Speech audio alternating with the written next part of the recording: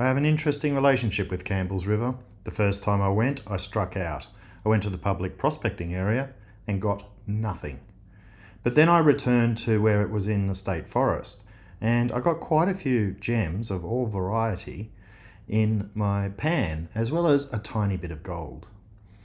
This inspired me to return at some point. So I returned, and this time I got a lot more gems in the pan and a lot more gems in the sieve. In fact, one of them was my personal best, and 3 of them were in the top sieve.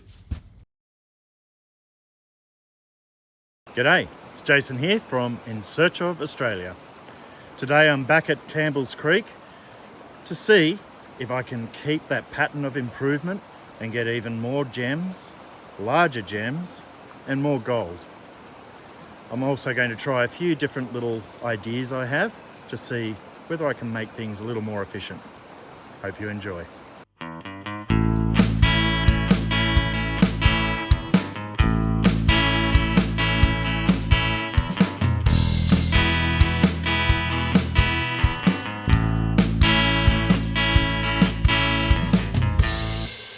So the very first thing I'm going to do is I've got this chicken mesh to take out the larger rocks, because I was having a problem separating these from possible large sapphires. So I want to take this out of the equation as soon as possible. So I'm going to put them onto here and classify the really large rocks out of it, and then I'll move on to classifying further and further.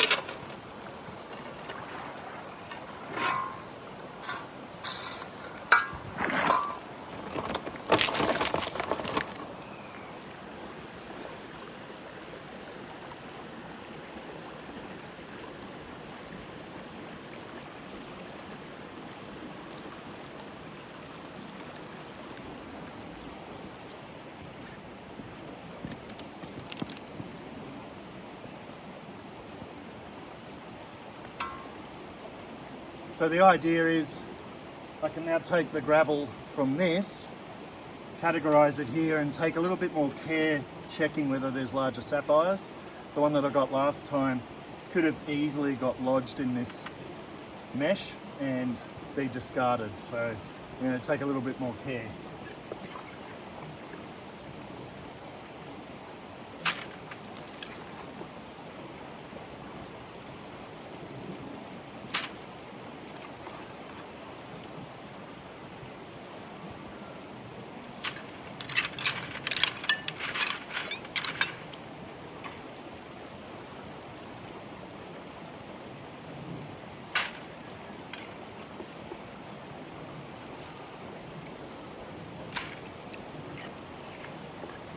All I have to say is that's more than a bucket full done within about 10 minutes. So categorising as quickly as possible does speed up the process already.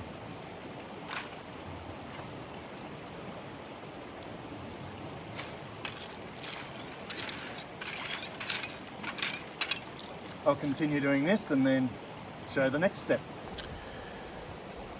I was just moving the earth out of that first categorization section, and this was just obviously on top of the trowel, this nice size zircon.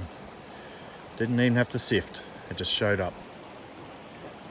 So the next step is to actually put this in the sieve, and as you can see I've got the sieve over the pan. I'm going to sieve it through to the pan.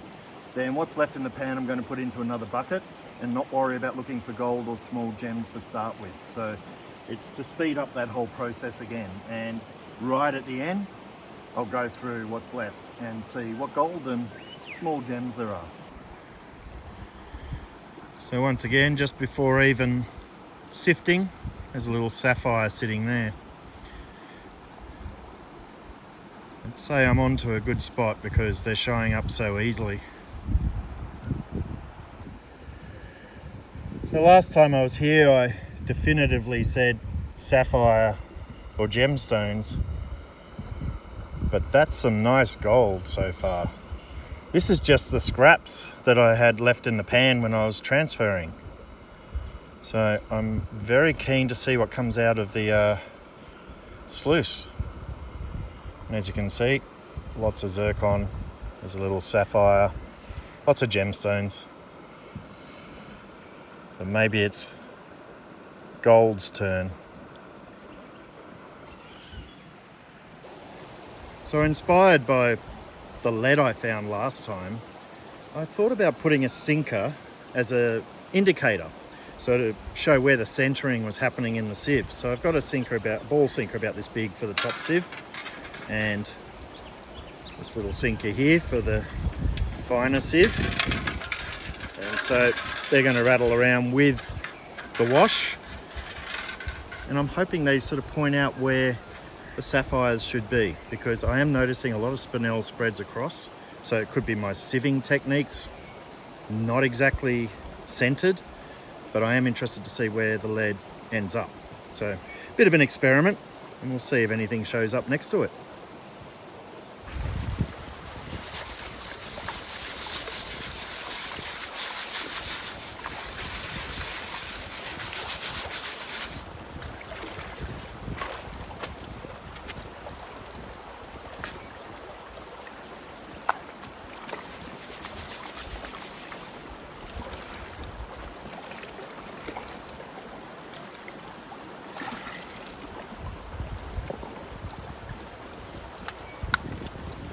See.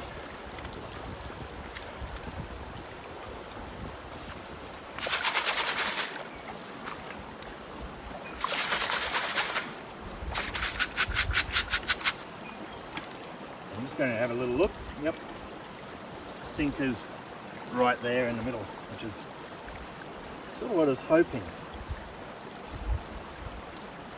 Oh, I'll keep going, do it properly.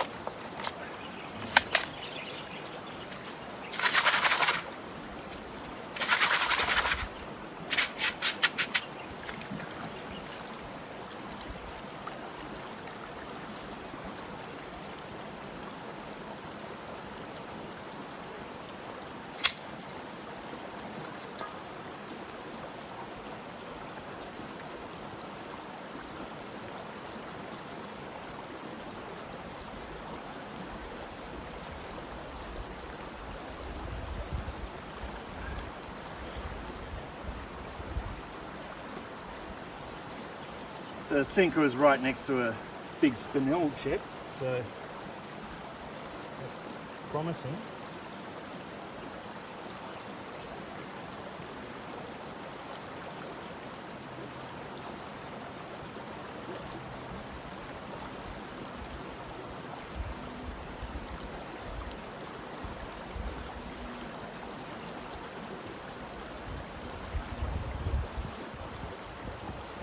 Oh.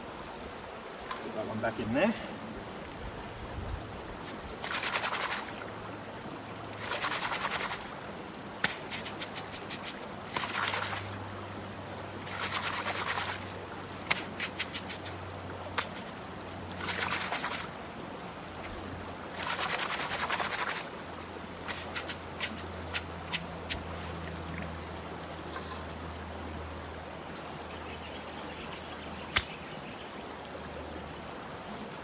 Okay. So my sinker's here, there's a sapphire there, and a zircon, a few zircon around here. I'll give you a closer look. So you can see the sinker and the sapphire. Then there's quite a few zircon there as well. Didn't really place exactly where the sapphire was, but it does show that I am centering things. So when I come back out, you can see the indicators and the sinker in the middle there. I might keep doing that just for the hard to see things.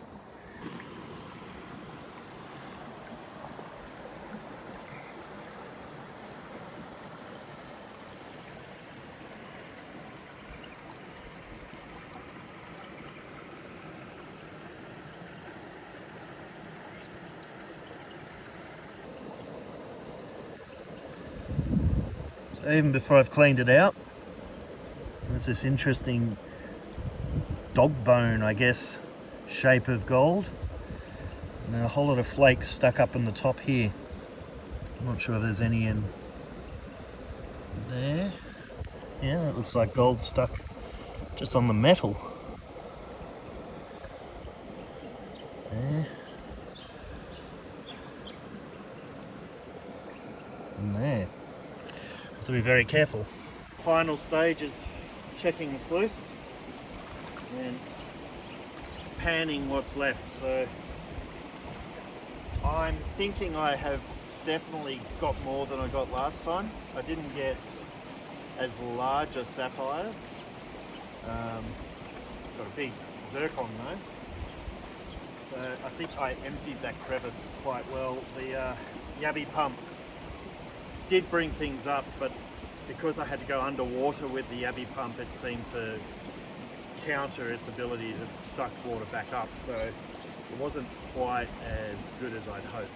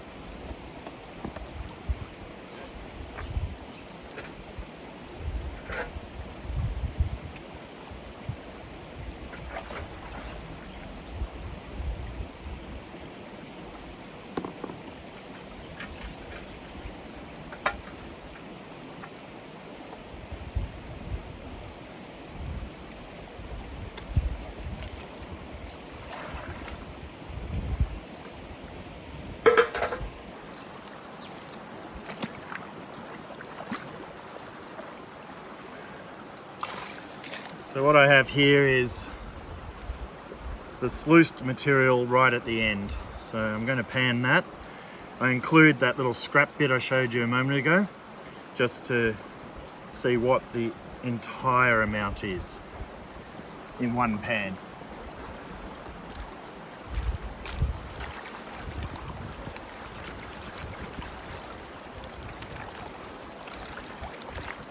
I find it hard doing this part because there's so much spinel and things already there. The gold's fine, but the gems tend to move around a lot more because you've got such a volume of it in there.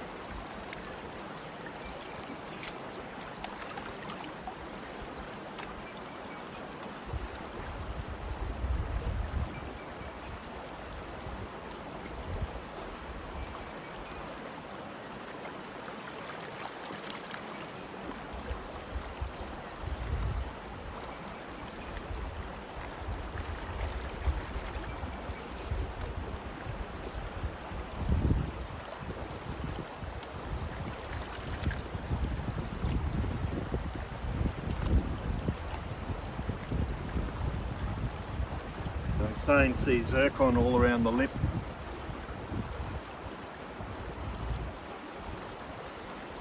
That'd be the smaller ones. I might see what I can get with that amount in there.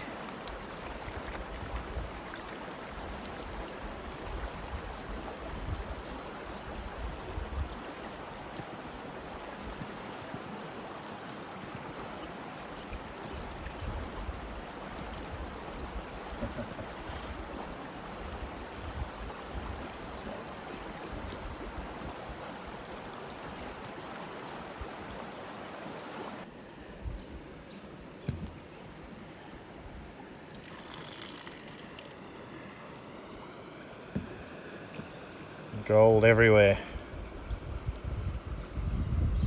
All up there. Lots of little specks that are harder to see here, but then you can see the larger flakes quite easily.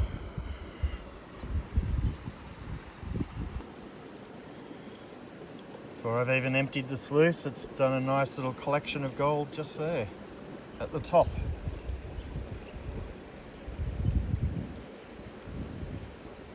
I assume there's more amongst here.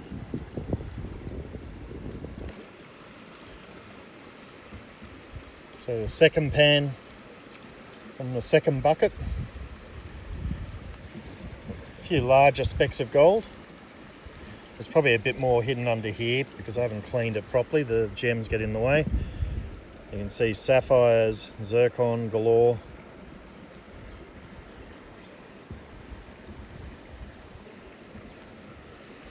But that's a lot more gold than I got last time. Don't know whether it's going to be substantial enough in terms of weight, but it'd still be worth checking.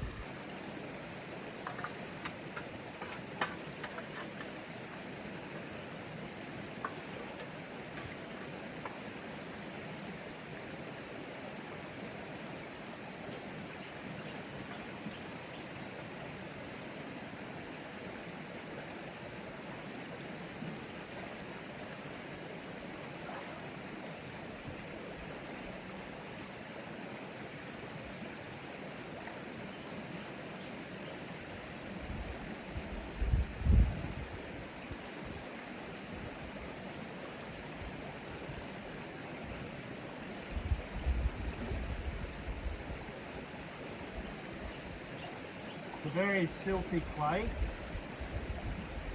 but I can see spinel in it.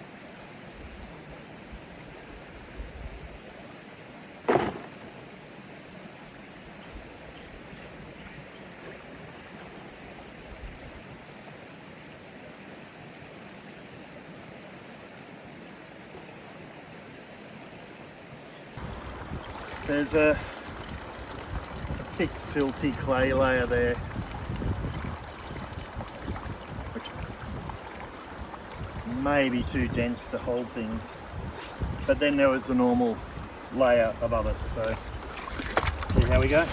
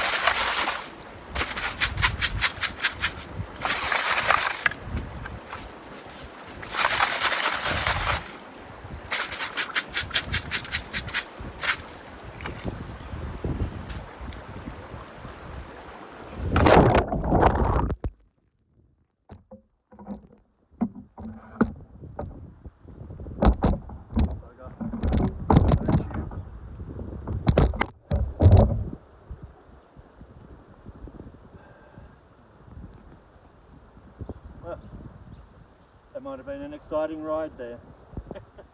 So there was the same sort of things over the other side of the river there. I got a couple of zircon in the sieve. No sapphire that I can tell, but what I'm going to do now is take the entire core and re-sieve all of it in case I've missed stuff, because I don't want to leave anything behind there. I'll film what I've left.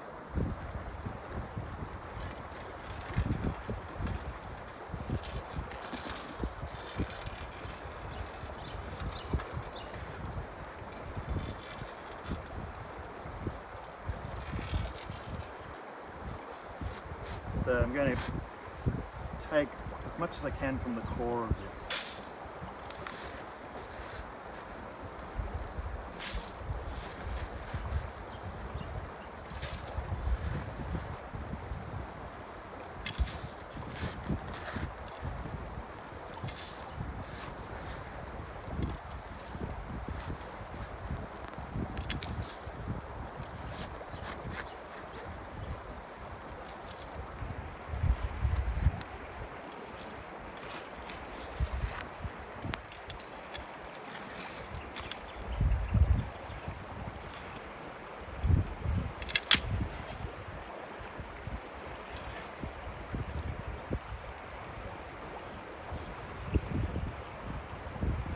Sinker, smack bang in the middle.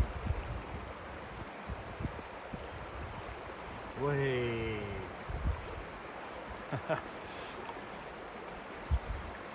Sapphire, missed. Good size one. That's the top pan.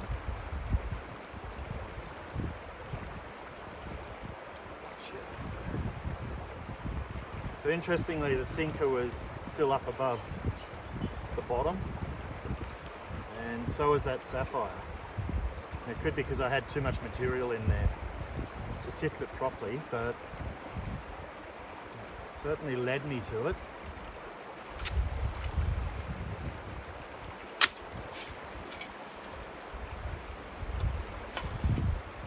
Okay, same deal again, probably too much material.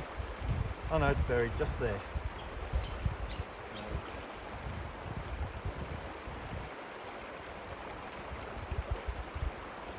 Good size zircon.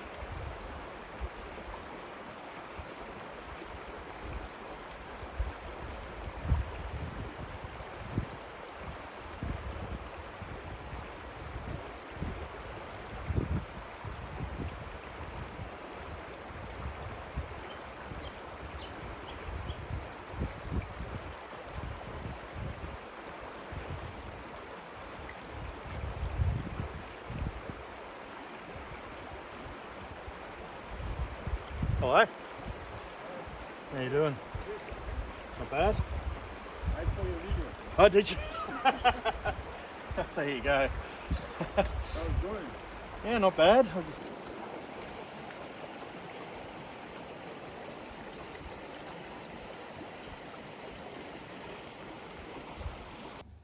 As for gems, I got quite a few in the sieve this time, comparatively. I didn't really keep all of the small ones, so I'll show you those back in the pan again. But as you can see, I have improved upon my takings this time.